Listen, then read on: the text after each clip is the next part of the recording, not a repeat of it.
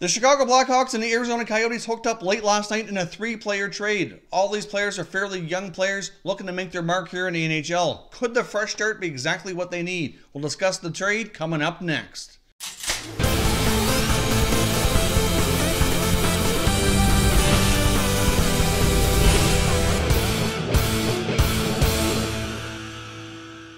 Hey everyone, and welcome back for another video here at Top Shelf Hockey. If you're new to the channel, thanks for stopping by. We review and discuss all 31 NHL teams, so if you're a huge hockey fan, consider subscribing and clicking the bell so you don't miss anything.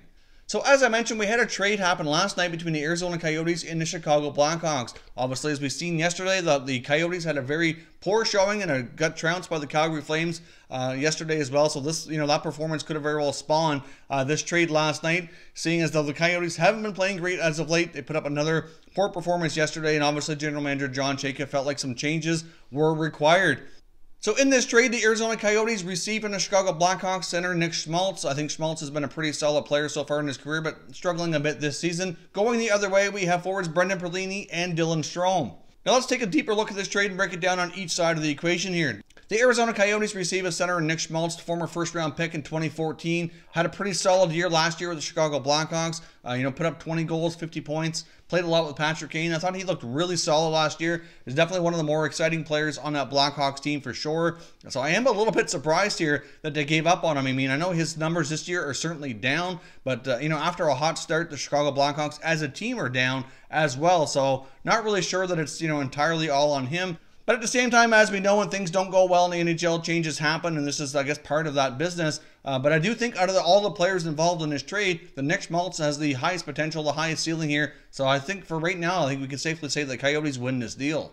If you take a look at some of the other younger players, especially ones that can play center on this Coyotes team now, you throw in Schmaltz along with Keller and Galchenyuk, etc. I do think that they're building a pretty solid group of young forwards to build around for this team longer term. But obviously, the Coyotes were a team heading into this season that a lot of us, myself included, really expected to see some fairly significant improvements from. I mean, we saw that Galchenyuk for Domi deal in the summertime. Max Domi obviously is tearing it up in Montreal, making a lot of the people who thought the Coyotes won that trade hands down look not so good. I mean, I was one myself. I really thought Galchenyuk was the better player of the two. Not to say that he won't be longer term, but right now it's hard to compare the two right now. I mean, Domi is tearing it up in Montreal. Galchenyuk got off to an injury type of start with his time in the Coyotes, but he's done okay, I think, so far. And longer term here, this very well might be the outcome we were expecting. But obviously, Domi's benefited greatly from that trade.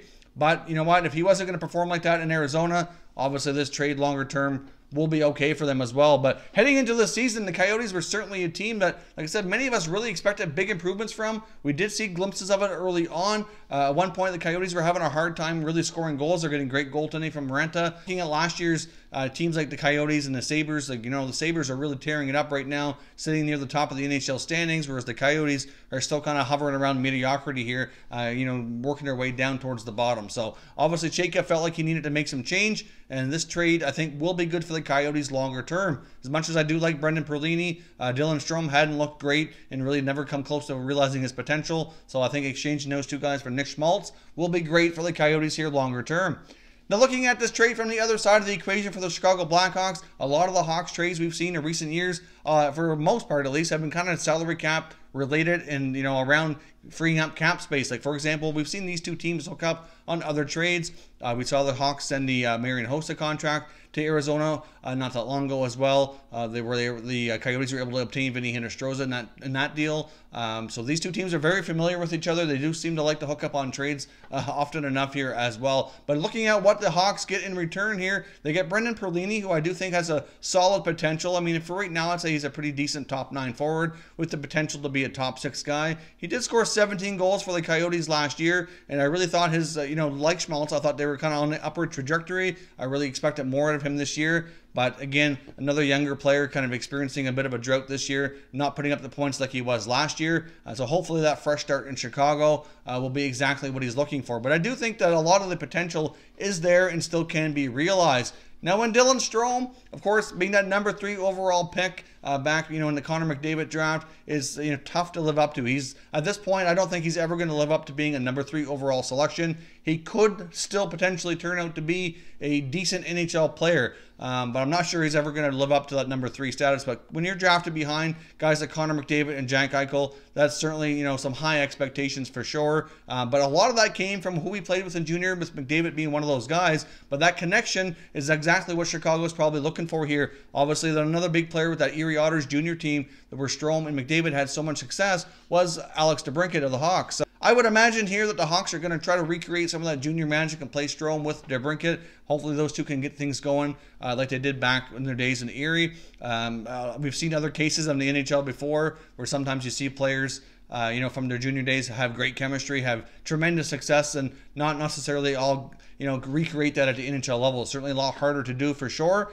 Although I fully suspect the Hawks would attempt that. I mean, those two players know each other very well. They had lots of time playing together in junior. They might as well give that a chance. But I do think that most of the risk here is on the Strome contract. Living up to that potential is going to be difficult. Strome is the only one out of the 3 that has more than a year left, so he's under contract this year and next on his entry-level deal. But Brendan Perlini and Nick Schmaltz both are in their final season of their entry-level contract, so they will both be a pending RFA heading into the summertime here. So at this point in time, I do have to say that I think the Coyotes win this trade because they get the best player in the deal. I think Nick Schmaltz has the highest ceiling out of the bunch, but I do like Brendan Perlini as well, and this very well could turn out to be a decent trade long-term. If Perlini can come close to his potential, and we can see Strome maybe hook up with DeBrincat, and even come anywhere close and just be a regular NHL player who can produce at a half-decent level, then maybe the longer term here, we could say the Hawks win this trade, but I don't think we can say that for any period of time. Dylan Strome is looking like a draft bust at the number 3 pick in the 2015 draft.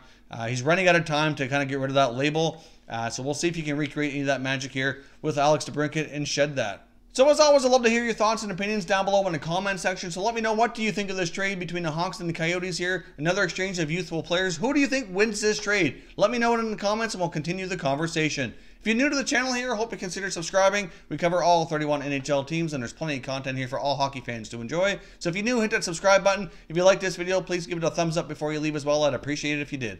As always, thank you very much for watching, everybody. We will catch you next time.